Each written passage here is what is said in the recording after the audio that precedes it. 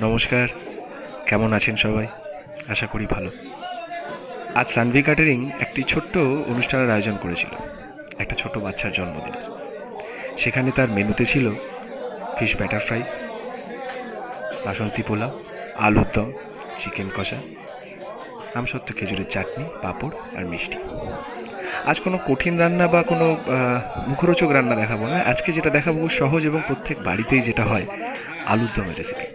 আপনারা ভাবছেন আলুর দম তো সবাই পারে, তো অনুষ্ঠান বাড়ির আলুর দম কীভাবে হয় একবার না হয় সেটাই দেখা যাক। আসুন, আর দেরি না করে দেখতে থাকি আলুর দম আমাদের কীরমভাবে তৈরি হয়। প্রথমে গরম তেলে গোটা গরম মশলা ফোড়ন দেওয়া হলো, তারপর দিয়ে দেওয়া হচ্ছে পেঁয়াজ বাটা। এবার এই পেঁয়াজ বাটাটাকে একটু কষতে না কষতেই আমরা দিয়ে দেবো এর মধ্যে রসুন। পেঁয়াজ বাটা কষছে আমাদের রাঁধুনি বাবলুদা, অনেক পুরনো রাঁধুনি, বহু বছর ধরে আমার সঙ্গেই কাজ করে।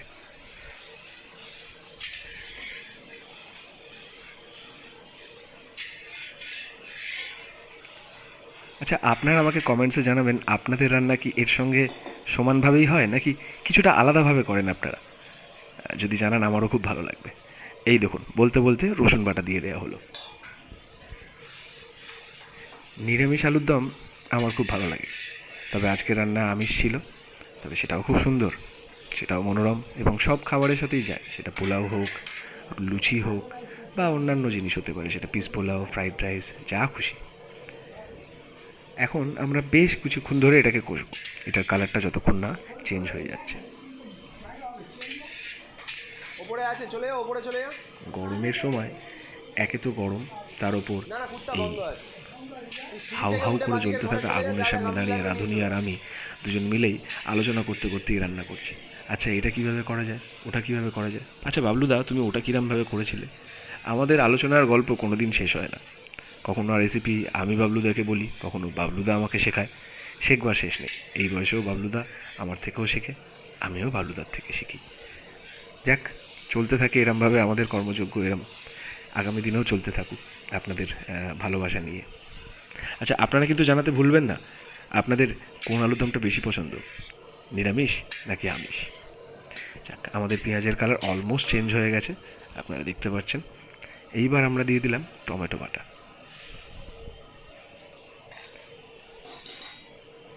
এই টমেটো বাটা সাথে সাথেই আমরা দিয়ে দিলাম আদা বাটা। এবার একসাথে এটা কষতে থাকবো। প্রথম প্রথম জানেন আমি একটু ভুল করতাম, আমি এই পেঁয়াজ রসুনটা দেওয়ার পরে পরেই আদাটা দিয়ে দিতাম। বাবলুদাই আমাকে শেখালো আদাটা যদি পরে দেওয়া হয় টেস্টটা একটু আলাদা হয়। আপনারা ট্রাই করে দেখেছেন আলাদা হয় কি? জানাবেন কিন্তু আমায়। আচ্ছা, এবার আমরা দিচ্ছি লঙ্কা গুঁড়ো, যদিও খুব সীমিত পরিমাণেই দেওয়া হয়েছে, কারণ বাচ্চার জন্মদিন, বাচ্চারাই বেশি নিমন্ত্রিত, মায়েরা তো আছেই।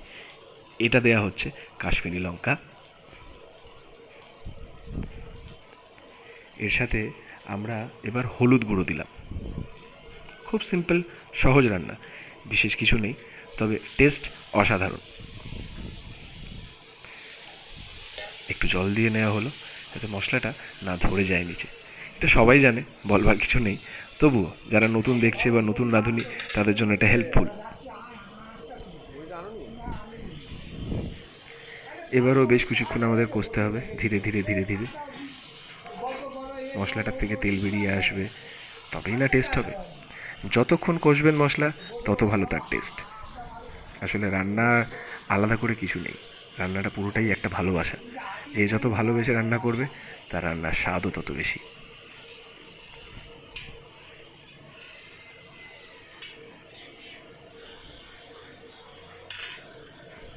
দেখুন, একটু একটু করেও জল দিচ্ছে বাবলুদা, আর তার সাথে সাথে নাড়তে থাকছে। এতে কি হয়, মশলাটা সিদ্ধও হতে থাকে এবং ভালোভাবে কষে তার থেকে তেল বেরিয়ে আসে। এবার আমরা এটার মধ্যে ব্যবহার করছি আপনাদের কাজু, তারপর পোস্ত, আর হচ্ছে চালমগজ বাটা। এতে রান্নাটা যেমন দেখতেও সুন্দর হয়ে যায়, আরও একটু তার রঙটাও আরও সুন্দর হয়ে যায় এবং তার টেস্টও দ্বিগুণ হয়। আপনারা এটা স্কিপও করতে পারেন, এর জায়গায় যে কোনো একটা জিনিস ব্যবহার করতে পারেন, সেটা পোস্ত হতে পারে, সেটা কাজু বাদাম হতে পারে, সেটা চারমগজও হতে পারে। আলাদা হবে স্বাদে একটুতেই, মানে প্রত্যেক মশলারই জানেন তো সামান্য 19-20-এ রান্নার স্বাদ অনেকটাই পাল্টে যায়। আচ্ছা, রান্নার আসল জিনিস সেটা হলো নুন, যা রান্নার স্বাদকে আসল জায়গায় নিয়ে যেতে সাহায্য করে। তার সাথে আমরা দিয়ে দেবো অল্প করে চিনি।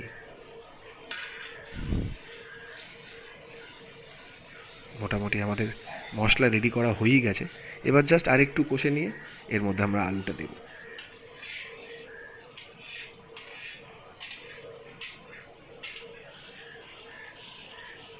দেখুন মশলায় কতটা তেল বেরোচ্ছে। ধীরে ধীরে ধীরে ধীরে আরও এটা সুন্দর লাগবে। আসলে আমার মোবাইলটা খুব বেশি দামি নয়, তো এখানে হয়তো ওই আইফোনের মতন এফেক্ট খুব একটা আসছে না, তো বুঝতেই পারছেন। কিন্তু সামনে যারা দেখবে তারা বুঝতে পারবেন। আপনারাও যখন বাড়িতে রাঁধবেন এটা, তখন দেখবেন এর কালার অসাধারণ আসবে।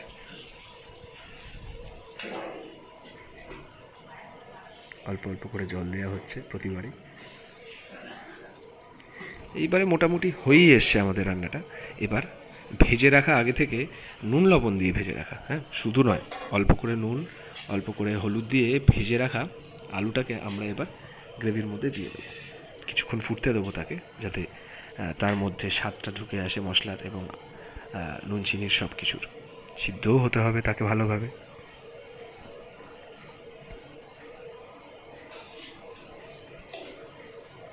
আচ্ছা, আরেকটা কথা আপনাদের বলি, আমি না খুব একটা পারদর্শী নই এই ভিডিও বানানোর বা এই ভয়েস ওভার দেওয়ার। যদি কিছু ভুল ত্রুটি হয়ে থাকে মার্জনা করবেন।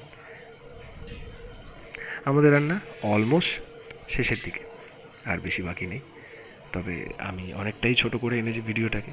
টোটাল রান্নাটা দেখতে গেলে অনেক সময় লাগতো। আমাদের আলুরদম প্রায় শেষ। আর একটু স্বাদের জন্য আর একটুখানি চিনি দেওয়া হলো।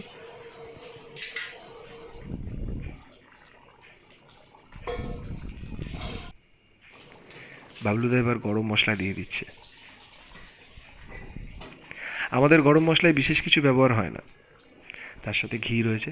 আমাদের গরম মশলায় যেটা ব্যবহার হয়ে থাকে নর্মালি, জায়ফল, জয়িত্রী গুঁড়ো, এলাচ আর দারচিনি। আমরা লবঙ্গও দিই না।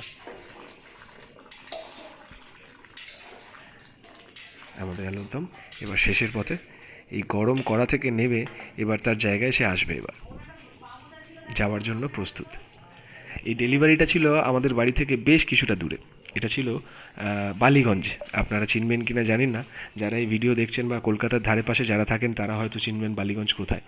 আচ্ছা, শেষ ফিনিশিং আমরা ধনেপাতা দিয়ে শেষ করলাম, কারণ এটা আমাদের রান্নার শেষ মুহূর্তের জান, মানে প্রাণটাই দিয়ে চলে যায়।